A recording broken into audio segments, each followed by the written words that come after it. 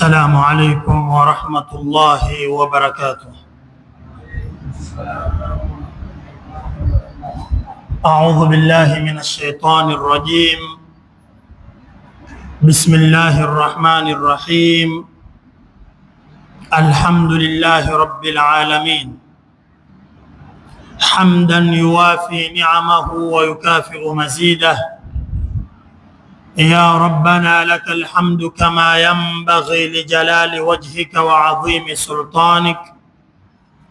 سبحانك لا نحصي ثناء عليك أنت كما أثنيت على نفسك. فلك الحمد حتى ترضى، ولك الحمد إذا رضيت، ولك الحمد بعد الرضا. سبحانك اللهم أنت الأول فليس قبلك شيء، وأنت الآخر فليس بعدك شيء، وأنت الظاهر فليس فوقك شيء، وأنت الباطن فليس دونك شيء. ثم الصلاة والسلام على سيدنا رسول الله وعلى آله وأصحابه والتابعين ومن والاه. أما بعد، فإن أصدق الحديث كتاب الله، وخير الهدي هدي سيدنا محمد صلى الله عليه وسلم، وشر الأمور محدثاتها، وكل محدثة بدعة، وكل بدعة ضلالة، وكل ضلالة في النار. اللهم أجرنا من عذاب النار.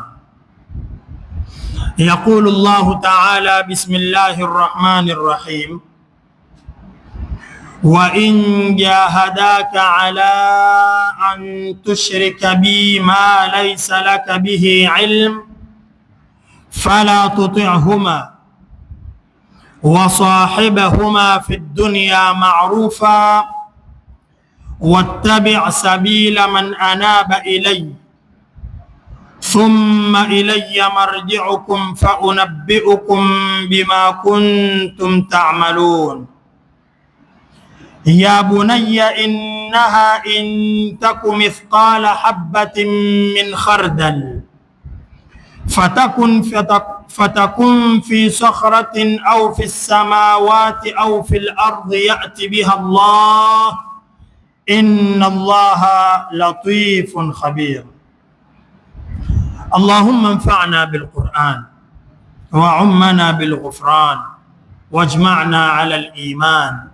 اللهم ذكرنا منه ما نسينا، وعلمنا منه ما جهلنا، وارزقنا تلاوته آناء الليل وأطراف النهار على الوجه الذي يرضيك عنا، واجعله حجة لنا لا حجة علينا، وشاهدا لنا لا شاهدا علينا، برحمتك يا أرحم الراحمين. بعدكم شكور الله سبحانه وتعالى na kumsalia bwana wetu mtume wetu Muhammad sallallahu alayhi wa alihi wasallam. Ingawaja tulipatwa na masikitiko kwa kukosa kuendeleza darsa yetu siku mbili zilizopita, lakini ni sababu ambazo hazikuwa mikononi mwetu, na natumai hata nyinyi mlikuwa mwazijua sababu hizo, lakini tumshukuru Mwenyezi Mungu kwamba leo tumekutana tuendelee na kikao chetu kama hichi cha kheri. Darsa yetu ambayo ilikuwa ya mwisho tulikomea katika aya ya 14 iliyokuwa ikisema wawasaina al-insana, na tulimuhusia mwanadamu biwalidaihi, kwa wazazi wake wawili. Hamalatuhu ummuhu, amembeba yeye mamake, wahnan ala wahnin, unyonge juu ya unyonge, udhaifu juu ya udhaifu, wa fisaluhu fi amaini, na kupambanukana naye ni katika miaka miwili. Anishkur li waliwalidaika, kwamba nishukuru mimi na wazazi wako wawili. Ilayya almasir, ni kwangu mimi maendeo, ama ni kwangu mimi marejeo. Leo tuanzia aya ya 15.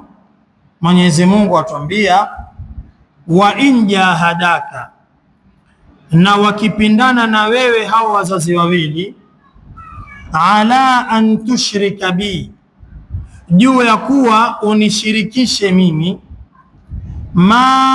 mambo ambayo kwamba laisa laka bihi, huna wewe kwa mambo hayo, ilmun, elimu yoyote, fala tuti'huma, basi usiwatii wazazi wawili hao, wasahibuhuma, na usuhubiane na wazazi hao wawili, fi dunya, katika dunia, maarufa, kwa wema, wattabi', na ufuate, sabila man anaba ilayya, njia ya aliyerudi kwangu, thumma ilayya marji'ukum, kisha ni kwangu mimi marejeo yenu, fa unabbiukum, basi nitawapa habari nyinyi, bima kuntum ta'maluna, kwa yale ambayo kwamba mulikuwa mukiyafanya.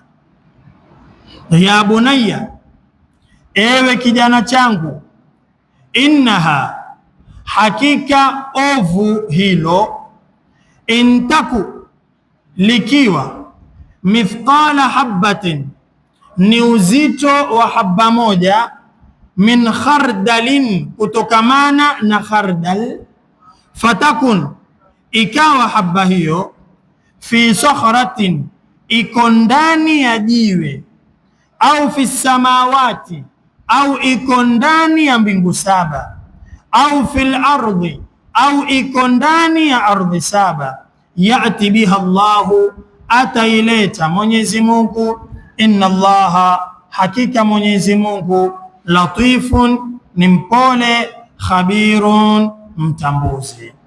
Hizi ndizo aya mbili zetu za leo, aya ya 15 pamoja na 16, ambazo zitatutengezea na zitatupambia darsa yetu ya leo insha Allah. Aya yetu ya kwanza tunayoanza nayo ni mtiririko wa maneno ya aya iliyopita. Mwenyezi Mungu yaendeleza maneno hayo. Aya iliyopita tulizungumza kwamba Mwenyezi Mungu ameiteremsha ikimzungumzia sahaba wa mtumi ambaye alikuwa akiitwa Saad. Saad huyu Ibn Abi Waqqas, wakati aliposilimu, mamake mzazi alikuwa bado ni si Muislamu. Mama akamwambia mtoto wake, kama tulivyotanguliza kueleza kwamba mwanangu, ni lazima uiache dini ya Mtume Muhammad, urudi katika ile dini ambayo tulikuwa nayo ya kuabudu masanamu. Mtoto akakataa. Mama katika kumtisha mtoto akamwambia, usiporudi nyuma, basi na kuahidi sitokula wala sitokunwa na pia sitooga, kadhalika nitaketi juani mimi mpaka nitakapokufa. Hali hanwi, haogi, na pia atakwenda kuketi kwenye jua, haondoki mpaka nife, kisha watu wakuaibishe wewe, wakwambie wewe umemuua mamako. Wapita na kule, mtu akikuita awe akwambia ya qatila ummihi, muuaji wa mamake. Nitayafanya hayo mpaka urudi nyuma. Na mama akaanza kuyafanya, hakuwa amezungumza tu kumtisha, akaanza kuyafanya ili Saad aache kumwamini Mtume Muhammad, arudi katika dini ile ambayo ni ya kikafiri.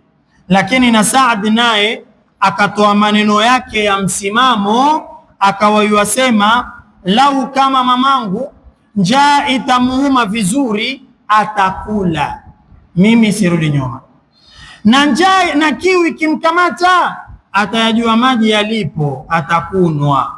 mimi sirudi nyuma. Na lau kama chawa watamwandama kwenye mwili wake, chawa wamfuate, wale kunguni wamfuate, kwa sababu ya kuwa hajaoga, ni mchafu, wakimtia dhiki kwenye mwili, atajua maji ya kuogea yako wapi, atayatafuta, ataoga. Na pia juani, jua likimpiga vizuri, atatafuta kivuli, atakaa. Lakini kwamba eti mimi nitarudi nyuma, mimi sirudi nyuma. Kwa tukio hili ndio Mwenyezi Mungu akateremsha aya hizi kwamba amemuhusia mwanadamu akae vizuri na wazazi wake wawili, na wanadamu ni sisi. Mola wetu akimaanisha hata kama mamako au babako wakuamrisha ufanye maovu, wakuamrisha ufanye machafu, usifanye ile kukuamrisha kwao ndio sababu ya wewe kuaswi, ndio sababu ya wewe kuwa kijana mbaya.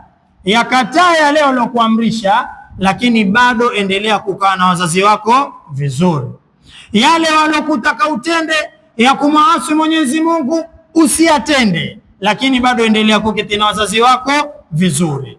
Saad huyu hakumtii mzazi wake, lakini bado akaendelea kuketi na mzazi wake vizuri. Ndio Mwenyezi Mungu akateremsha aya hizi ambazo leo tuendelea na hii inaozungumzia masala haya.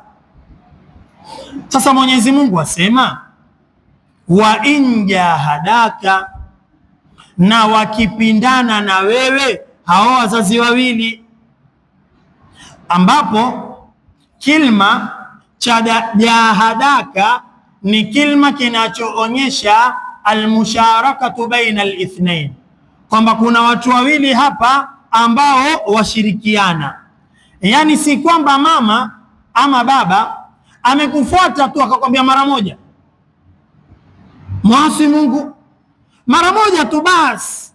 La, Mwenyezi Mungu hazungumzii wewe kwamba mara moja, azungumzia wa injahadaka, yani wamepindana na wewe, wakwambia leo, wakwambia usubuhi, wakwambia saa 5, wakwambia saa 7, 11, 12 kabla hujalala. Jahadaka, wapindana na wewe kisawasawa. Wanazoona watuambia hichi kilma la taani mujarrada kalimatin arada fiha alaik, si kilma tu kwamba wamekuja wakakwambia tu mara moja antushrika billah, mwanangu mshirikishe Mungu, kisha alipokwambia mara moja huyo akienda zake hatana habari tena ule mzazi. Wanazoona wakwambia kilma akimaanishi hivyo. Chamaanisha vipi?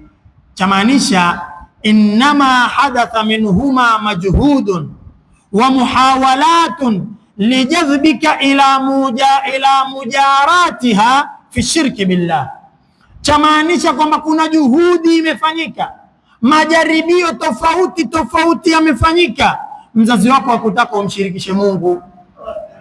Ni kama wale wazazi wanaowatuma watoto wao waende wakajiuze ili wawaletee pesa. Mzazi akimwambia mtoto wake mara moja tu nenda kajiuze ulete pesa, hiyo si jahadaka. Wa injahadaka ni kwamba ule mzazi kila siku akutiriri, kila wakati akusumbua, mpaka uyofikia hata kukushika na kukuvuta, toka bwana, nenda katafute pesa ulete, toka nenda ukajiuze mwili wako. Hiyo ndiyo jahadaka, wakupeleka mbio wale wazazi, wapindana na wewe, wakusumbua wale wazazi kwamba uende ukafanya jambo la madhambi, ukafanya jambo la maasiya. Sasa uslubi namna ulivyokuja ni kana kwamba kulikuwa na swali, yani ni kana kwamba Mwenyezi Mungu alipotuhusia wa wasaina al-insana biwalidayhi, Mwenyezi Mungu alipotuhusia kuhusu wazazi wetu wawili, ni kana kwamba mtu kuna swali yauliza, yasema ya Rabbi, wewe watuhusia wazazi wetu wawili, je, kama wazazi wetu watuamrisha maovu? Ikaja aya hii, wacha kukuamrisha wa injahadaka, hata wakapindana na wewe sana, hata wakakusumbua sana, kwamba umuasi Mwenyezi Mungu, kwamba umkosee Mwenyezi Mungu, ala an tushrika bi, wazazi wako wakusumbua, kila ukiketi wewe utapata lini kazi, nenda kwa mganga, ukiingia huku wewe nenda kwa mganga, ukirudi huku nenda kwa mganga, mara ukifanya hivi umeletewa mganga ndani ya nyumba. keti hapo mganga akugangue. Ukifanya hivi mara siliyoambiwa nenda kwa mtu fulani. Qur'ani yakwambia wa in jahadaka, hata wakapindana na wewe wakafanya bidii zote wawezazo, si masala yako kwambia mara moja. Azungumziwa mzazi yule msumbufu yule, akutaka ufanye nini? Ala an tushrika bi, juu ya kwamba unishirikishe mimi. Mwenyezi Mungu akwambia mzazi wako akusumbua, mshirikishe, ritadi, badili dini, toka katika Uislamu, kadha kadha kadha, yani hakupi nafasi upumui. Anachokitaka yeye ala an tushrika bi, ni kwamba unishirikishe mimi. Umshirikishe Mwenyezi Mungu kwa kitu gani? Ma laisa laka bihi ilm, kile ambacho kwamba hauna elimu nacho juu yake. Nini maksudi ya kitu ambacho huna elimu nacho? Kwani kama una elimu nacho ndio umshirikishe Mungu? La, makusudio ya ma laisa laka bihi ilm, wanatuambia ma la ilma laka bisihhatihi wala burhana laka alayhi wala dalila yuthbitu annahu yu'bad. Wazazi wako wataka umshirikishe Mungu katika kitu ambacho hakina dalili ya kuswihi, hakina dalili kwamba hichi kitu, hakina hoja wala hakuna uthibitisho kwamba hichi kitu chaabudiwa. Wazazi wako wakwambia nenda ukaabudu hichi kitu, wazazi wako wakwambia nenda ukafanya shirki katika hichi kitu. Ndio maana ya ma laysa laka bihi ilm. Wazazi wako wakutaka ufanye shirki katika kitu ambacho hakifai kwa Mungu, hakifai kuabudiwa, hakifai kuombwa. Wao wakwambia nenda ukakiombe kitu hicho. Sasa wasia wa Mwenyezi Mungu kwako ni hunu. Ukiwapata wazazi wa aina hiyo, na wako wazazi wa aina hii ambao ni mahodari, amesikia mtoto wake amesilimu, namna atakavyomsumbua mtoto wake mpaka ule mtoto atatamani aritadi. Wako wazazi wa aina hii. Hata jana usiku tu nimepigiwa simu, jana tu, kwamba kuna mtu amefukuzwa na wazazi wake kwa sababu amesilimu. Sasa uko wapi ustadhi? Njoo umsilimishe. Wamemkatizia masomo ya university walikuwa wakimsomesha. Kwa nini? Kwa sababu umesilimu, ajisomesha mwenyewe. Wamemkatizia maisha yake ya nyumbani pamoja na familia. Kwa nini? Kwa sababu umesilimu. Wametumia mbinu zote, walipoona za fuadafu toka wamemfukuza. Sasa wasia wa Mwenyezi Mungu kwa mtu kama huyu ambaye amepata wazazi wakorofi, wazazi ambao wamehimiza amshirikishe Mungu, Mwenyezi Mungu akwambia fala tuti'huma, usiwatwi hao wazazi wawili katika jambo lolote ambalo kwamba wanakupeleka wewe katika kumaasi Mungu. Lolote ambalo ukiangalia hapa, mimi nitaingia kwenye dhambi. Dhambi hizi ni kwa sababu unamsikiza mzazi. Mungu akwambia usimtwii mzazi ukaingia kwenye dhambi. Muache mzazi wako, umtwii Mungu uingie kwenye thawabu. Fala tuti'huma, wazazi wako wasikize katika kila jambo, isipokuwa jambo ambalo wakupeleka katika maasi, jambo ambalo wakupeleka katika shirki, usiwatwii katika hilo jambo. Sasa swali laje, ikiwa nisiwatwii katika jambo ambalo la maasi, naruhusiwa kuwajibu vibaya? Naruhusiwa kuwakorofisha? Wao sio waniamrisha mimi maasi. Je, na mimi naruhusiwa niwaambie maneno makali ili waachane na mimi? Naruhusiwa niwajibishe vibaya ili waachane na mimi? Mwenyezi Mungu ruhusa hiyo bado hajakupa. Huruhusiwi uwajibu vibaya kisa na sababu wao wakuamrisha wewe ukafanye mambo ya madhambi, mambo ya maasi. Hauruhusiwi kuwajibisha vibaya wazazi wako wewe. Badala yake uwafanyie nini? Wao wakuamrisha mambo maovu, wewe wafanyie nini? Mwenyezi Mungu akwambia wasahibhuma, na usuhubiane na wazazi wawili hao, fi dunia, katika dunia, maarufa, suhubiana nao kwa wema. Mpaka wanazuoni wamefika kusema lau mtu anayemkufuru Allah angelijua rehma ya Mwenyezi Mungu kwake, wallahi angelisema huyu Mungu ninayemkufuru mimi nafaa ni muamini. Lau mtu anayemkufuru Mungu angeliketi vizuri akafikiria, angelisema mimi huyu Mungu ninayemkufuru mimi huyu ndo nafaa ni muamini. Kwa sababu gani? Kwa sababu wewe mzazi wamuamrisha mtoto wako maovu. Mwenyezi Mungu alikuwa aweza kumwambia huyo mtoto mjibu vibaya kwa sababu akuamrisha shirki, mjibu maneno makali kwa sababu akuamrisha madhambi. Mwenyezi Mungu alikuwa aweza kumwambia yule mtoto hapo, lakini Mwenyezi Mungu bado yamuhusia swahibuhuma fi dunya maarufa. Yani yule mzazi mwenyewe kiketi akifikiria, mimi huyu Mungu nilomkufuru bado yamwambia mwanangu akae na mimi vizuri. Huyu Mungu nilomkufuru bado amwambia mwanangu asuhubiane na mimi vizuri. Mtu angelilizingatia hilo, yeye mwenyewe angelirudi amwamini Mwenyezi Mungu Subhanahu wa Ta'ala. Ndio maana wanataja katika hadithi ambayo wanasema ni hadithun qudsi, ingawaja sanadi yake haijasimama, lakini wameitaja baadhi ya wanazuoni katika vitabu vyao kuonesha ni hadithi ambayo haina neno katika at-targhib wa at-tarhib. Al-Imam Ahmad ameitaja katika kitabu chake Kitabu Zuhdi, ameitaja al-Imam Al-Ghazali katika Ihya'u Ulumuddin pia katika Babu Zuhdi, kuonesha ni hadithi ambayo haina neno.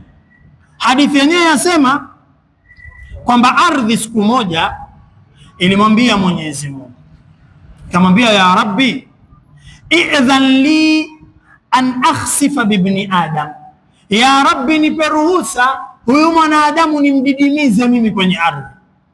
Yani ardhi yamuomba Mwenyezi Mungu ruhusa ikudidimize yeye ndani, watembea uingie ndani. Kwa nini? Ardhi yasema faqad ta'ima khairak wa mana'a shukrak, kwa sababu huyu mwanadamu yuwala khairi zako na hakushukuru. Riziki alayo ya Mungu, nguo avaazo ampewa na Mungu, pumzi apumuazo za Mungu, afya alionayo, lakini baada ya yote hayo yuwala khairi za Mungu na hamshukuru Mungu. Ardhi amwambia Mwenyezi Mungu, niruhusu mimi nimmeze adidimie ndani. Ardhi yamaliza kusema, bahari nao pia yasema. Bahari yasema nini? Yasema ya Rabbi i'dhan li an ughriqa ibn Adam, ya Rabbi nipe ruhusa binadamu nimgharikishe, aghariki ndani ya bahari afilie mbali. Kwa nini? Bahari nao pia yatoa hoja, yasema faqad ta'ima khairak wa mana'a shukrak, mwanadamu huyu yuwala khairi zako hakushukuru wewe, yuatoa mazuri yaliyoko kwenye bahari ni khairi za Mwenyezi Mungu, shukrani hana. Bahari yasema, na vitasema pia vitu mbalimbali baada ya ardhi na bahari na vitu vingine vitasema, Mwenyezi Mungu atavijibu. Kila kitu chasema niruhusu mwanadamu nimmalize, niruhusu, Mwenyezi Mungu atavijibu, ataviambia lau khalaqtumuhum, ataambia innahum ibadi. Acha nini nao jamaa? We ardhi ya kuhusu nini? We bahari ya kuhusu nini? We sijui nini ya kuhusu nini? Hao ni waja wangu mimi ndo nilowaumba, hawawahusu nyinyi. Innahum ibadi minhumut tawwab wa minhumul munib, katika wao kuna wenye kutubu sana na kuna wenye kurudi. Si kwamba wote watateleza tu, wao watumia khairi zangu na hawashukuru. Acha nini nao, ni waja wangu. Cha Mwenyezi Mungu atawaambia neno zuri linaloonyesha namna gani Mwenyezi Mungu ana huruma. Atawaambia lau khalaqtumuhum la rahimtumuhum, lau nyinyi ndio mlowaumba hata nyinyi mngekuwa na masikitiko na wao. Lau wewe ardhi, wewe ndio uliumba binadamu, wewe pia ungewahurumia. Lau wewe bahari ndio uliumba binadamu, wewe pia ungewahurumia. Kwa hiyo mnaponiona na wahurumia, achaneni nao, ni waja wangu. Lau ni nyinyi pia mngewahurumia. Angalia ile huruma ya Mwenyezi Mungu Subhanahu wa Ta'ala. Ndio mfano huno tulionao, mpaka yafikia mahali mzazi amuamrisha mwanawe kumshirikisha Mungu, lakini bado Mwenyezi Mungu yamuamrisha huyu mtoto suhubiana na mzazi wako kwa kheri, suhubiana na mzazi wako vizuri. Usijaribu kumjibu vibaya kisa na sababu huyu mzazi aniamrisha nifanye shirki. Mwenyezi Mungu akwambia wasahibuhuma fi dunya ma'rufa, suhubiana nao vizuri. Wanaelezea katika maneno wanaoyapokea, wanasema siku moja Nabii Ibrahim alayhi salam alibishiwa mlango wake na mgeni, na kama tunavyojua Nabii Ibrahim alikuwa akipenda sana kupokea wageni. Wengine huzidisha wakasema hakuwahi kula na mke wake sinia moja hata mara moja. Kila siku alikuwa akifanya bidii ale na mgeni. Wengine wasema nyumba yake alikuwa ameijenga kwa milango minne, ukuta huku na mlango, ukuta huku na mlango, ukuta huku na mlango, na ule pia kuna mlango, ili mradi yoyote apitaye kwa upande wowote yukaribishwa, aingie apate riziki shende zake, asipitwe na mgeni. Sasa anasema siku moja alijiliwa na mgeni kumbishia mlango wake. Baada ya kumpokea akamuuliza yule mgeni, wewe dini yako ni gani? Akitarajia yule mgeni ni katika wafuasi wake waliomwamini yeye Nabii Ibrahim na kumwamini Mwenyezi Mungu. Wale bwana akamwambia, ana min ubadin nar, mimi ni katika wanaoabudu moto. Mimi sija kuamini wewe wala Allah, mimi naabudu moto. Nabii Ibrahim aliposikia huyu bwana yuabudu moto, maana yake ni katika wanaomkufuru Mungu, akamregesha, akamwambia bana, basi kama namna hiyo toka. Kumbe wewe ni mtu waabudu moto, choje hapa, toka. Akamtoa mlangoni mwake. Baada ya kumtoa yule bwana aenda zake, Mwenyezi Mungu huku nyuma akamlaumu Nabii Ibrahim. Akamuuliza Nabii Ibrahim akimwambia, ya Ibrahim, turidu an tasrifahu an dinihi lidhiyafati Laila, wewe wataka umbadilishe dini yake, aache moto aje kwenye dini yako kwa sababu ya chakula cha siku moja tu? Yaani kwa sababu umemwalika wali ndio wataka umfanye akusikize wewe kila kitu? Hapana, huo ugeni wako mmoja usiwe ndo sababu ya wewe kutaka abadilishe dini. Kisha Mwenyezi Mungu akaendelea kumwambia, waqad wasi'tuhu tawala umrihi wa huwa kafirun bi, mbona mimi umri wake wote namlisha na yeye kufuru? Siku zote mimi nampa riziki na yeye kufuru. Wewe usiku mmoja tu washindwa kumpa riziki kisa na sababu haniamini mimi mbona siku zote nampa riziki na mimi haniamini, na hakuna siku hata moja nitasema ama nitaandika leo hali kitu huyu kwa sababu amenikufuru mimi. Kila siku nampa riziki. Wewe siku moja imekushinda.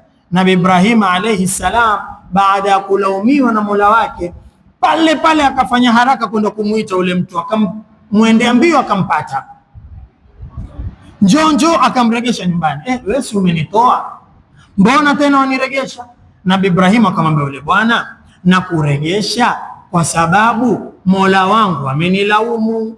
Kwa nini nikutoe? Kwa kuwa dini yako si ya Uislamu, ni dini ya kuabudu moto, si ad-dinul hanif. Mwenyezi Mungu amenilaumu. Yule bwana kusikia maneno hayo, kwamba pamoja na kwamba mimi sijamwamini Allah, lakini Allah aonyesha huruma yake kwangu, haninyimi riziki, hanifukuzi kisa na sababu mimi namkufuru, yuanipa nala, biashara zangu zaenda, afia nayo, kila kitu changu kiko sawa, na mimi namkufuru yeye. Bwana aliposikia maneno hayo akamwambia Nabii Ibrahim, amwambia ni'ma rabbu rabbun, ni'ma ya Mola, yani hakuna Mola mzuri kama Mola ambaye yuatibu ahbabahu fi a'daihi, yuwalaumu vipenzi vyake kwa sababu ya maadui zake, akimaanisha yuamlaumu kipenzi chake ambaye ni Nabii Ibrahim kwa sababu ya adui yake ambaye ni yeye. Sema huyu ni Mungu mzuri sana, yeye yuweza kumlaumu kipenzi chake kwa sababu ya adui yake. Yule bwana pale pale akashuhudilia, akaingia katika dini ya kumwamini Mwenyezi Mungu Subhanahu wa Ta'ala, kwa ile huruma aloiona kwa Allahu Tabaraka wa Ta'ala, ile kwamba huyu ni Mola, mimi namkufuru na bado yuanipa. Isitoshe yuamlaumu kipenzi chake kwa sababu yangu mimi adui yake, huyu ni Mola ambaye astahiki kuabudiwa. Pale pale akaingia katika dinu tauhid, akamwamini Mwenyezi Mungu jalla jalalu. Ndio tukasema lau yule anayemkufuru Mungu angeliijua huruma ya Mwenyezi Mungu kwake, basi angelimwamini huyo Mwenyezi Mungu. Kwa nini wamwamrisha mtoto wako afanye ushirikina, lakini Mwenyezi Mungu hamwambii huyo mtoto na wewe akujibishe vibaya ama akufanyie mabaya, bali anachomwambia huyo, mwambia nini? Wasahibuhuma fi dunya maarufa, suhubiana na wazazi wako katika hii dunia, suhubiana nao kwa wema. Ndugu zangu, sahibuhuma ni kilima ambacho kwamba cha ashiria kusuhubiana na wazazi wako kwa wema, sio kwa mara moja peke yake. Yani kwamba mzazi wangu akiniambia leo maneno makali, leo tu ndo nimvumilie, nisuhubiane naye kwa wema. Kesho akija tena tusilaumiane, nilikuvumilia jana, si kesho. Kesho hata kama wewe ni mzazi wangu nitakukorofisha, la. Ama nimemvumilia jana na leo, kesho kutwa akija, basi la. Qur'ani yakwambia sahibuhuma. Sahibuhuma wanatuambia wanazuoni, innama ja'ala al-ma'rufa musahaba, Mwenyezi Mungu ameufanya ule wema ni kusuhubiana. Yani ni kama vile umfanye mzazi wako ni rafiki yako, wasuhubiana naye, wamjulia kitu gani kinachomuuma. Baba leo asumbuliwa na nini? Mama leo kuna dharura gani mkufanyie? Utumishi gani watakani ufanye? Ndio maana sahibuhuma. Kama vile unavyoketi na mgonjwa, uketi kidogo amjulia, sasa hivi wataka nini? Waumwana wapi? Hausubiri yeye akwambie. Ndio wasahibuhuma kwa wazazi wako. Kwa kuwa wazazi wako wakuamrisha ushirikina, sio kuwa na wewe ndio useme basi sawa nitaishi nao kwa uzuri tu.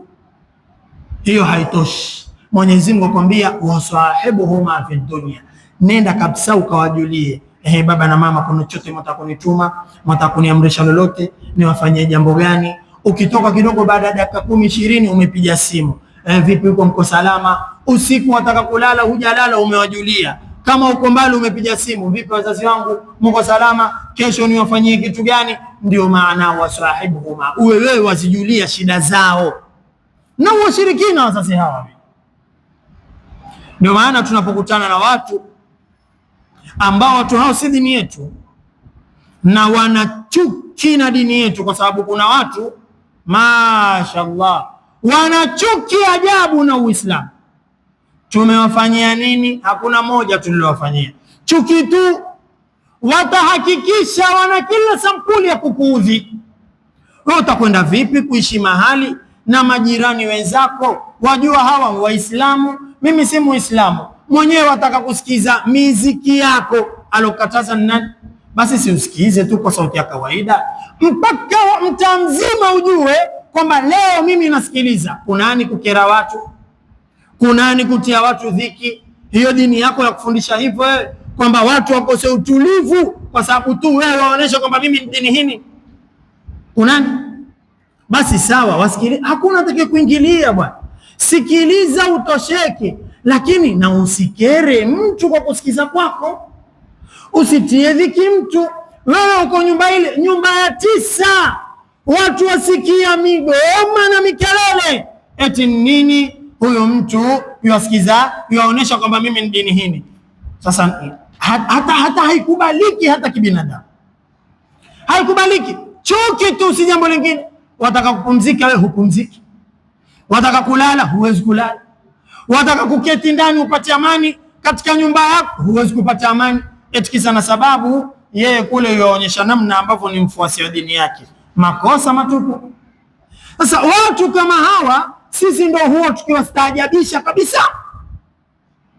Wao wanachuki kweli kweli wakituangalia sisi namna tunavyoketi na wao, kana kwamba yale maudhi yao hatuyaoni, lakini twayaona, ila tufuata mafundisho ya dini yetu kwamba sisi tuishi na wao kwa uzuri na tuishi nao kwa uzuri.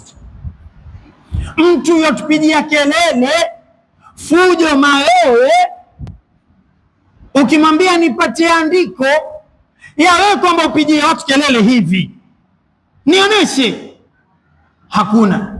Lakini na sisi kwa tuwafanyia nini?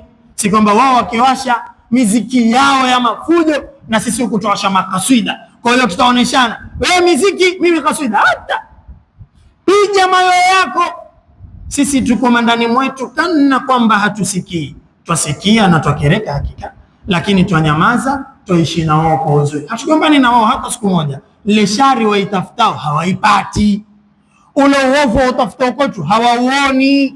Basi wakikosa sasa hubakia kuzungumza maneno ya ufidhuli na maneno ya kashfa, kudhihirisha chuki zao kwa Waislamu, kwa sababu wametafuta sababu, wamekosa. Kilichobaki ni sasa watoe maneno ya kashfa na chuki kwa Uislamu. Lakini sisi twafuata Mwenyezi Mungu atuambia tuishi na wao kwa uzuri, na aya zimejaa tele katika Qur'ani, na tuishi na wao kwa uzuri, walillahi alhamd. Sasa Mwenyezi Mungu akwambia, ikiwa wazazi wako si Waislamu, wasahibuhuma fi dunya maarufa. Bwana mmoja alijiliwa na rafiki yake. Rafiki akaja akambishia mlango, akamueleza matatizo, bana mimi nina tatizo kadha kadha kadha. Ule rafiki pale pale akaingia ndani, akakusanya, alivyokusanya akabeba, alivyobeba akamletea rafiki yake, shika, akampa. Na mkewe ndani yuaona, shika, akampatia rafiki yake. Rafiki akamshukuru, shukran bana, Mwenyezi Mungu akulipe kila la kheri kadha. Kisha huyo yule akaondoka, rafiki yake shamtekelezea mahitaji yake. Huyu aliopeana vitu sasa akirudi ndani akaangua kilio, alia kweli kweli, mpaka mkewe akamuuliza, sasa kipi kinachokuliza? Amekujilia na matatizo na umemtatulia rafiki yako, kikulizacho ni kitu gani? Akamwambia, mke wangu, kinachoniiliza sio kumtatulia matatizo, kinachoniiliza ni kwamba nimeshindwa mimi kuifuata aya inayosema wasahibuhuma fi dunya maarufa. Ikiwa wazazi wawili ambao si Waislamu, Mwenyezi Mungu ametuambia tusuhubiane nao kwa wema. Kusuhubiana nao ni kwamba tuwajulie shida zao wazazi wetu kabla wao kutulilia zile shida zao. Sisi tu tukiwajulia, baba kesho wahitajia nini, mama kesho nikufanyie nini, na hao si Waislamu. Asema ikiwa wazazi ambao si Waislamu tutakana tuwajulie shida zao wazazi wetu, je, marafiki zetu ambao Waislamu hao tutakana tuwajulie zaidi? Yani niwe namuuliza rafiki yangu, vipi, uko vizuri leo iftari, mambo yako yako sawa, una uhakika, vipi na kesho, vipi kuhusu Eid, umepata chochote cha kuvaa, vipi? Asema mimi nimeshindwa kuifuata aya hii mpaka rafiki yangu yaje kunilia matatizo. Niko wapi mimi? Sikwenda kumuuliza mimi, nimejilalia mpaka amekuja yeye kunieleza. Niko wapi? Kinachoniuliza si kwamba nimemsaidia, nimemtatulia matatizo. Kinachoniuliza, mbona sikumuuliza mimi mpaka akaja yeye kunieleza? Mtu kwenda kueleza matatizo yake ni kutoa maji ya uso wake, ni kujitoa haya mtu, kwa sababu haya yako ni kabla hujaomba. Ukiomba haya umeiondoa. Kumkabili mtu amueleza mimi na kadha na kuomba, kule kuomba tu huwa maji ya uso wako umeondoa. Ule bwana mmoja amepatwa na matatizo sawa sawa, yeye na mke wake wakaketwa zungumza, tufanye nini mke wangu? Mke amwambia mume wangu, hakuna njia iliyobakia, lazima uende kwa Al-Hasan ibn Ali, mjukuu wa Mtume, uende ukamuombe atusaidie, hakuna njia nyingine. Mume amwambia mke, naona haya kwenda kumuomba. Mke amwambia mume, itakubidi. Mume ameshikilia, naona haya, itakubidi uende, naona. Mwisho mke akamwambia, usipokwenda nitakwenda mimi. Mume akaona ende mke wangu akaombe, mimi mume nimeketi tu, hapana, sasa hapa itabidi haya niondoe, niende nikaombe. Bwana alipofika akamzungumzisha Sayyidina Al-Hasan kwa lugha za ushairi kwamba bana, mimi nimekuja kukuomba baada ya kushindwa, sina namna. Al-Imamu Al-Hasan akaingia ndani, akazoa alivyozoa, akaja navyo pale pale, akamtatulia yale yule bwana alikuwa nao, kisha naye akamjibu kwa lugha za ushairi ambao mafhumu yake amwambia, umefanya haraka tu kuja wewe, lakini mimi leo nilikuwa nakujia mimi nje nikuulize, una matatizo? Uko sawa? Umenitangulia kuja tu, lakini mimi ndo nilikuwa naja kuja kukujulia. Hiyo ndiyo maana ya wasahibuhuma fi dunya maarufa, suhubiana nao kwa wema. Umjulie mtu kabla yeye kukuja kukufuata akwambie. Si kila mmoja ana uwezo wa kuja kukueleza shida zake. Mwenyezi Mungu katika Qur'ani alipokuwa akiwataja wale wenye kutoa waja wema akasema, walladhina fi amwalihim haqqun ma'lum, katika mali zao wana haki maalum. Yani kuna kiwango cha pesa wamekiweka, hichi cha kusaidia watu. Hao watu ni gani? Mwenyezi Mungu akasema lisaili, kuna wenye kwenda kuomba wawezao, bana nipe katika kile kiwango yachukua yampa. Kuna watu waweza kuomba, kisha kuna wengine walmahrum. Walmahrum ni kina nani? Ni wale ambao hawawezi kuomba, watu hawawapi kwa sababu waona hawa wanacho, kumbe hawana, lakini na kuomba pia hawawezi. Ndio cha mahrum, aliyekoseshwa. Nini maana kukoseshwa? Ni kwamba haombi, watu wakaona yule uko sawa, haina haja tumpe, wakamkosesha, kumbe haja nayo, ni kule kuomba tu hawezi. Kama yule asail, yeye ameamua kunyamaza na shida zake, ameamua kunyamaza. Wale waja wema katika mali zao kuna fungu hili nitampa anayeniomba, kisha fungu hili kuna watu hawawezi kuomba na mimi nawajua wana shida, nitawafuata mwenyewe ndi nikawapatie kabla ya wao kuja waseme, kwa sababu hawawezi kuja waje waseme, mimi mwenyewe nitawafuata. Mwenyezi Mungu atuambia wasahibuhuma fi dunya maarufa, suhubiana na wao katika hii dunia, suhubiana nao kwa wema.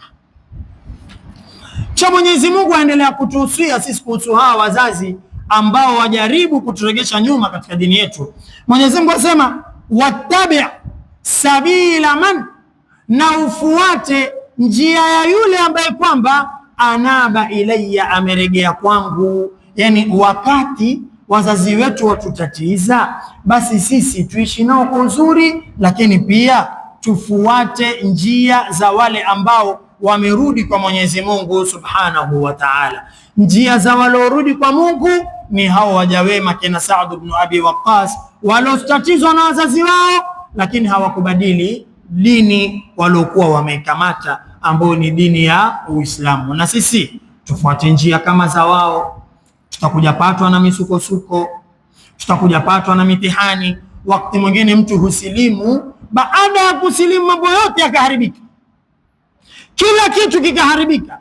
Mtu kama huyu Mwenyezi Mungu amwambia wattabi'a sabila man anaba ilayya, fuata njia za wale walioregea kwangu. Wakati ule kila kitu kimeharibika, usiseme mimi nilipokuwa huko nilikokuwa ilikuwa mambo yangu mazuri, kuanzia niliposlimu misukosuko, kizaza, sijui sipati kazi kadha kadha, bora ningelibakia kule kule. La, Mwenyezi Mungu akwambia wattabi'a sabila man anaba ilayya. Ndio pale ukimsikia mtu yajivunia, ajifakhiri kwamba mimi zamani nilikuwa Muislamu, sinaona hivi, lakini saa hii ninabadilisha jina, naitwa jina kadhaa, ataja jina la dini nyingine. Usimsikize kisha alafu ukaona kwamba huyu labda alitoka kwenye Uislamu huko alikokwenda amefaidika. Hakufaidika lolote. Moja alofaidika nalo hakuna, zaidi ya kwamba ameritadi, asubiri akachomwe tu akifa namna hiyo hiyo, zaidi ya kwamba ni mtu wa motoni tu, hakuna lingine, akibakia akifa hivyo. Kwa ukimsikia mtu ajivunia, mimi bana usinione hivi, mimi zamani nilikuwa nikiitwa jina kadhaa, akataja jina la Kiislamu, saa hii mimi naitwa, akataja jina la dini nyingine, mtizame, mpe mawaidha, kama yaweza kurudi nyuma arudi nyuma. Akibakia pale pale alipo ni hasara kwake. Kwa nini? Kwa sababu alipokuwa Muislamu Mwenyezi Mungu ametuambia wattabi'a sabila man anaba ilayya, fuata njia za wale walorudi kwangu. Wako watu walikuwa Waislamu na matatizo yakawapija, mbona wale hawakubadilika? Wewe pia fuata njia ya hao.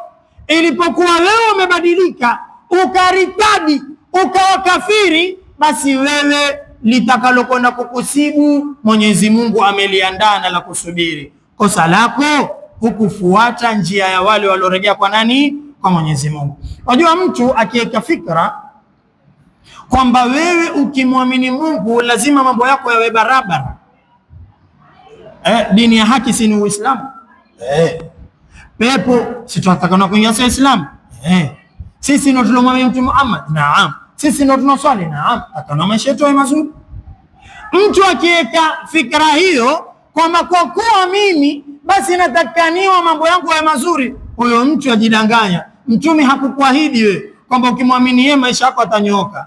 Hiyo ahadi Mtume hajakuwekea. Mtume amekuahidi akhera. Ukimwamini yeye na ukafanya mambo mema utaingia peponi. Hapa duniani waweza ukaishi maisha mabaya kama wewe hakuna. Waweza ukapata tabu ya riziki kama wewe hakuna. Mpaka ufikie mahali uwe una wasiwasi. Mbona wale ambao mkufuru Mungu wapewa? Sisi ambao hatumwamini Mungu ndo hatupewi? Ufikie mahali uanze kujiuliza maswali. Lakini baada ya yote hayo bakia kwenye dini hii ya Uislamu. Mimi sitosahau mzee wetu, mzee wangu Mwenyezi Mungu amrehemu. Wakati mwingine hali za maisha zilikuwa zikiwa nzito. Mzee akiwakusanya walimu wake madrasa pale Markazu Salihin. Akiwakusanya ofisini cheke wauliza, mbona mambo yamekuwa magumu kiasi hichi? Mbona mambo yamekuwa mazito kiasi hichi?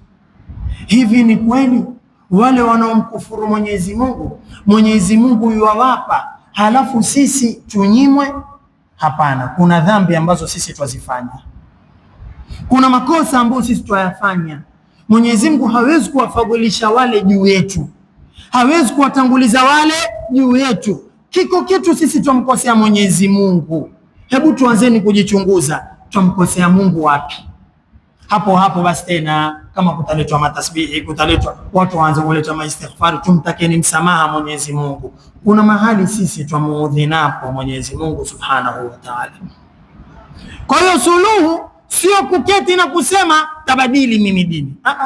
Tatizo liko wapi? Kwangu mimi mwenyewe. Sasa kama wewe ulirtadi, kwani ulipokuwa Muislamu hata kuswali ulikuwa uswali kama? Kuna faida gani leo useme mimi nilikuwa Muislamu alafu nikabadilisha dini nikaja? Ulipokuwa Muislamu hata Mungu humjui. Ilikuwa wewe hata ukibadilisha dini hakuna kinachoshangaza. Mungu humjui kamwe. Sasa kuna uzito gani kubadili dini? Wewe ukidanganywa mara moja kuchukuliwa. Lakini Mwenyezi Mungu atuambia wattabia sabila man anaba ilayya, fuata njia ya wale ambao wameregea kwangu mimi. Mambo ya kugonga atakavyokugonga, wale walotangulia yalipowagonga walikwenda vipi? Wale walotangulia maisha yakiwa mazito walitoboa vipi? Na wewe bakia hapo utoboe vile vile. Lakini kwamba utabadili dini, kitu hicho hakipo. Bakia muombe Mola wako atakufungulia ajilan am ajilan. Lakini kwamba suluhu ni mimi nifuate njia tofauti, hiyo sio suluhu. Mwenyezi Mungu atuambia ilayya marji'ukum, kwangu mimi ndio marejeo yenu. Yani yote mnaoyafanya jueni mutarejea kwangu. Fa unabbiukum bima kuntum ta'malun, nitakuja kuwapa habari kwa yote yale ambayo mulikuwa mukiyafanya. Mwenyezi Mungu Subhanahu wa Ta'ala anapotuambia nitakuja kuwapa habari yote mliokuwa mkiyafanya, hapa mtu atakaniwa azingatie sana hili neno. Mwenyezi Mungu akusema nitakwambia ulioyafanya kwa siku 2 3 kwa miaka 3 4 yote, maana yake ni kwamba kila ufanyacho chote Mwenyezi Mungu atakwenda kukwambia.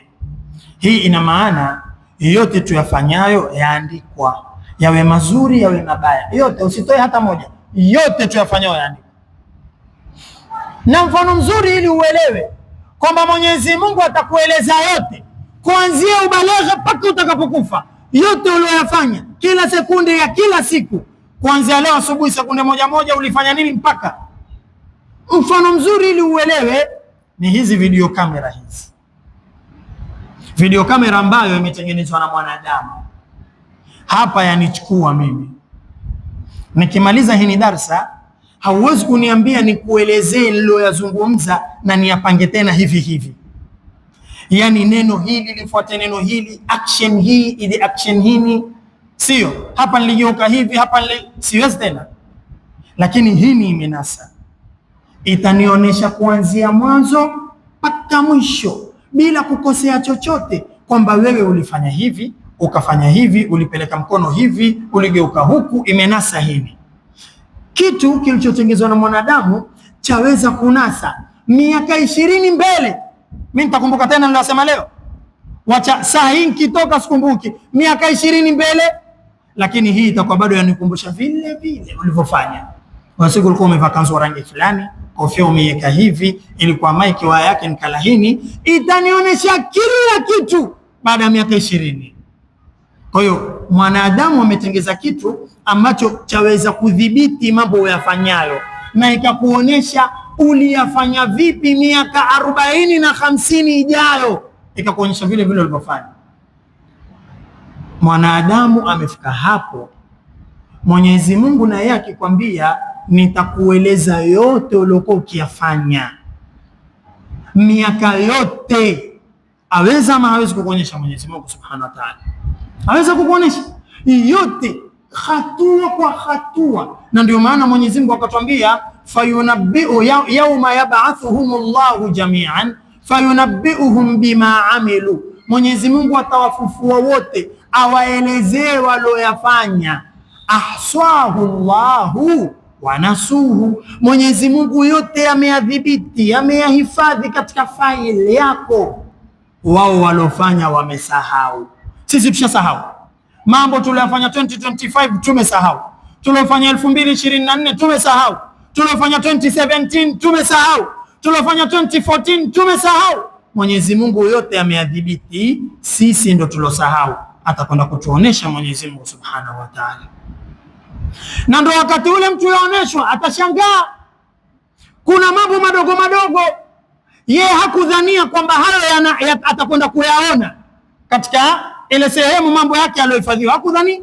Ndio mtu atakuwa akisema mali hadha alkitabi, hichi kitabu kina nini? La yughadiru saghiratan wala kabiratan illa ahsaha, hakiachi dogo wala kubwa. Yani katika vitabu vyetu dogo laandikwa, kubwa laandikwa, dogo laandikwa, kubwa laandikwa. Wewe umefanya kisha umepuuzia, umesahau, kamwe limeandikwa. Mwenyezi Mungu atakwenda kutuonesha yote. Ndio maana akatwambia ishini na wazazi wenu vizuri, wasahibuhuma fi dunya ma'rufa wattabi' sabila man anaba ilayya, fuateni njia walorudi kwangu, kisha mujue ilayya marji'ukum, nyinyi mwaja huku, fa unabbi'ukum bima kuntum ta'malun, mwaja nije niwaelezee yote ambayo mulikuwa mkiyafanya. Na naam, Mwenyezi Mungu atakwenda kutueleza yote ambayo tulikuwa tukiyafanya, jambo moja baada ya moja, hakuna lisahauliwalo. Mwenyezi Mungu atuambia katika aya mbele, ambapo katika aya hii ya mbele sasa twaregea katika wasia wa Luqman, twaregea katika mawaidha ya Luqman, kwa sababu tulitanguliza tukasema baada ya ile aya wa idh qala Luqman libnihi wa huwa ya'idhuhu, aya ile ilikuwa ni Luqman yompa mawaidha mtoto wake. Kisha aya mbili zilizofuatia ambazo ni wawasaina al-insana biwalidayhi na hii wa injahadaka, haya ni maneno ambayo sio ya Luqman. Kisha inaofuatia sasa ni yale mawaidha ya Luqman yanaendelea. Amwedhea mtoto wake, amwambia ya bunayya, kijana changu, ambapo bunayya ni kama tulivyosema nyuma ni ile uslub at-talattufu, uslubu at-talattufi wat-tarqiq, kumhurumia mwanao mpaka waona uzito kumwambia mwanangu, aweza jiona mkubwa. Kijana wangu, aweza kumwambia kijana changu, yani bado ni kijana kitoto ambacho chahitajia naswaha na muongozo wa mzazi wake. Amwambia ya bunayya, kijana changu, innaha, hakika ovu lolote, ovu unalolifanya, intaku mithqala habba, likiwa ni uzito wa tembe moja, min khardalin, ya khardal, ukifanya ovu ambalo ni dogo dogo dogo kiasi cha uzito wa tembe ya khardal. Khardal ni moja katika tembe ndogo ambazo zilikuwa zamani kitu kidogo kwao ni khardal. Yani kwa zama hizo, ili umwambie mtu hichi kitu ni kidogo sana, umwambie ni kitu kidogo kama kiasi cha nini hiyo, cha tembe ya khardal. Ndio maanake hicho kitu ni kidogo kupita kiasi, na Mwenyezi Mungu akatumia lugha ile ile ambayo kwa hizo zama zao walikuwa wakitumia kwa kitu kidogo. Ingawaja kwa zama zetu viko vitu vidogo zaidi ya khardal, lakini kwa zama hizo ilikuwa vitu hivyo hawajavigundua. Kwa wao ilikuwa kitu kidogo ni nini? Ni tembe ya khardal, kama kusema tembe ya pojo, kama kusema tembe ya mtama. Ndio hiyo intaku mithqala habatin min khardal. Ikiwa dhambi ulioifanya, kosa ulilofanya lina uzito wa tembe ya khardal moja, kwa zama hizo khardal ndio kitu kidogo. Lakini zama hizi viko vitu vidogo zaidi ambavyo Qur'ani hiyo imetaja. Tusoma pale, tusema nini katika Qur'ani? Tusema faman ya'mal mithqala dharratin khayran yarahu wa man ya'mal mithqala dharratin sharran yarahu. Atakayefanya mithqala dharra, na katika aya yetu ya leo ni mithqala habatin min khardal. Kote kuna mithqal, lakini mithqali ya huku ni ya khardal, mithqali ya huku ni ya dharra. Dharra ni kitu kidogo kuliko khardal, ambayo hata kwa jicho la kawaida huwezi kuiona wewe. Labda tembe ya mtama waiona kwa jicho, lakini dharra huioni, kwa ni ndogo zaidi, kwa sababu zama hizi vimegundulika vitu vidogo zaidi kuliko tembe ya nini? Tembe ya khardal, ambapo ni dharra. Jicho la kawaida huioni mpaka utumie kile kitu cha kuonea. Lakini pia Mwenyezi Mungu akataja kwamba na viko tena vidogo zaidi ya dharra.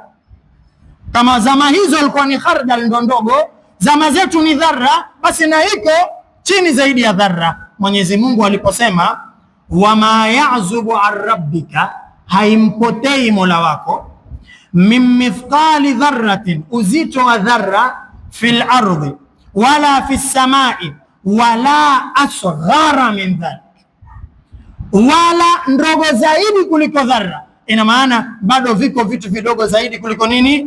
Kuliko dharra. Wala asghara min dhalika, wala ndogo zaidi ya dharra, wala akbara illa fi kitabin mubin.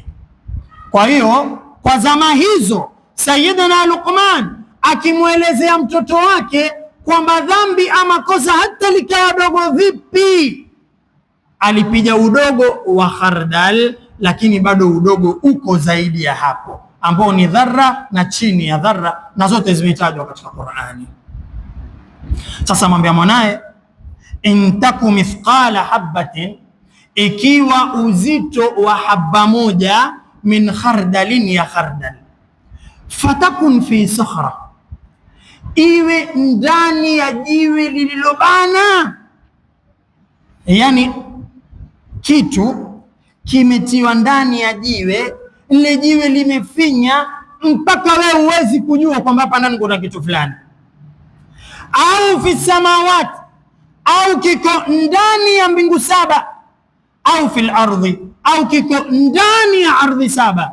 Yati biha Allah, atakileta nani? Mwenyezi Mungu subhanahu wa ta'ala. Wanazuoni watuambia aya hii ndiyo aya inaoonesha sifatul ilmi almutlaqi lillahi ta'ala, jinsi gani elimu ya Mwenyezi Mungu haina kipimo kama elimu yangu na yako. Mimi hapa nilipo elimu yangu ina kipimo. Kuna mahali ikifika sijui tena mbele hapo. Nikiwa baharini pale nikiangalia bahari, elimu yangu iko hapo juu, na nikizama ni kidogo tu chini ya hapo, sijui tena kama kuna nini, kuna lolote. Elimu ya Mwenyezi Mungu haina kipimo, yajua mpaka ardhi ya saba, mpaka wingu wa saba, namna ambayo haiwezi kuhesabika, mpaka vilivyoko ndani ya jiwe, tundu la jiwe ndani, tena ndani, tena ndani, tena ndani. Mwenyezi Mungu akijua kilichoko huko ndani, na siku ya kiyama atakitoa, atakileta. Dhambi mtu amelifanya akalificha, akalificha, akalificha, Mwenyezi Mungu atalitoa hilo. Si kwamba mtu akifanya kitu akaficha basi amemfichia na Mwenyezi Mungu. Mwenyezi Mungu katika aya hii aonesha namna gani elimu yake haina kipimo, na ndiyo mawaidha ambayo Luqman amwedhea mwanawe, amwambia mwanangu, usifikirie kuwa utafanya jambo baya alafu lifichike kwa Mungu. Ni watu tu ndo hatulijui. Usifikirie kuwa utafanya madhambi yafichike kwa Mungu. Mwenyezi Mungu akijua kilichoko ndani ya jiwe, Mwenyezi Mungu akijua kilichoko ndani ya mbingu saba, akijua kilichoko ndani ya ardhi saba. Sasa ikiwa Mwenyezi Mungu kilichoko ndani ya jiwe akijua na aweza kukitoa, mwanangu, mema yako unayoyafanya Mwenyezi Mungu ayajua na atakulipa nayo, na maovu unayoyafanya pia Mwenyezi Mungu ayajua na atakwenda kukuadhibu nayo. Wewe ficha ufichafu. Ndio wale wanazuoni hutuambia kwa kiasi fulani anayemuasi Mwenyezi Mungu ni kama hakutumia akili kwa kiasi kikubwa. Kwa nini? Kwa sababu Mwenyezi Mungu amekujulisha katika Qur'ani, amekuwekea malaika wawili wanaoandika. Kwa hiyo wakati ule unapomwasi Mungu, waasi mbele ya mashahidi, yani mbele ya wale watakao kwenda kutolea ushahidi, ndio wafanya makosa. Akili hukutumia, lau wajua una mashahidi usingefanya. Kibaya zaidi, na Mwenyezi Mungu yakuona, ambaye ndio atakaye kwenda kusikiza hiyo kesi.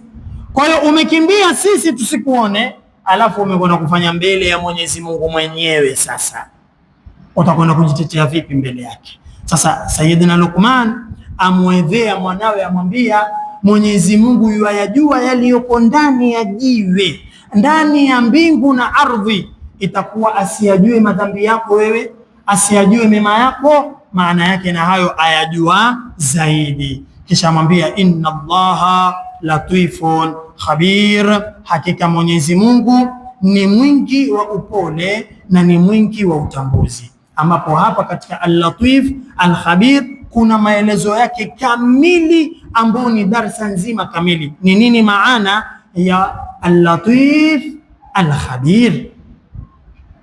Lakini ufupi wa maelezo hayo ni kwamba Mwenyezi Mungu Subhanahu wa Ta'ala anaposema yeye ni al-Latif, ni kama vile tunapopiga mfano tukasema hivi, kuna kitu kilikuwa kiko nje ya hili dirisha, wataka kukichukua, na mkono wako hauwezi kupita pale ndani ya pale katika ile dirisha kukichukua.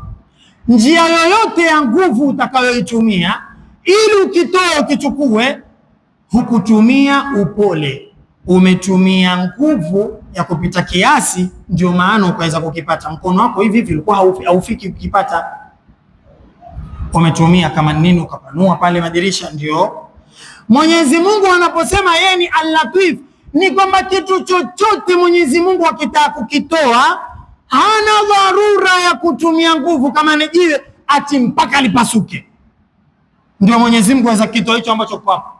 Kama ni bahari ati mpaka sije kutumike nguvu gani? La, Mwenyezi Mungu ni al-Latif, aweza kukitoa hata bila lolote, pap na kitu kikatoka tu chenye bila matatizo yoyote. Al-Khabir, na Mwenyezi Mungu ni mwingi wa utambuzi, hakuna kinachomfutu, hakuna kinachompita, hakuna ambacho kwamba chamtatiza, ni sahali kwake ukipata kitu chochote. Na yako maelezo mengine marefu kabisa kuhusu maneno haya ambao Mwenyezi Mungu asema inna Allaha latifun khabir, lakini tufupishe kwa haya ambayo tumeyazungumza. Insha Allah Taala, mpaka hapa tutaifunga darsa yetu kwa siku hii ya leo, ili tuweze kuendelea kesho na aya zinazofuatia.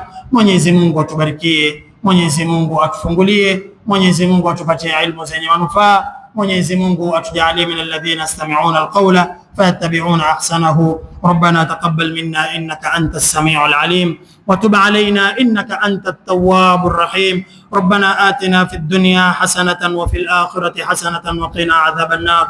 Allahumma innaka afuwun tuhibbul afwa fa'fu anna. اللهم إنك عفو تحب العفو فاعف عنا. اللهم إنك عفو تحب العفو فاعف عنا. اللهم اغفر لنا ولإخواننا الذين سبقونا بالإيمان، ولا تجعل في قلوبنا غلا للذين آمنوا ربنا إنك رؤوف رحيم. ربنا لا تزغ قلوبنا بعد إذ هديتنا وهب لنا من لدنك رحمة إنك أنت الوهاب. اللهم اهدنا واهد بنا، اللهم علمنا ما ينفعنا وزدنا علما برحمتك يا أرحم الراحمين. وصلى الله على سيدنا محمد وعلى آله وصحبه وسلم، والحمد لله رب العالمين.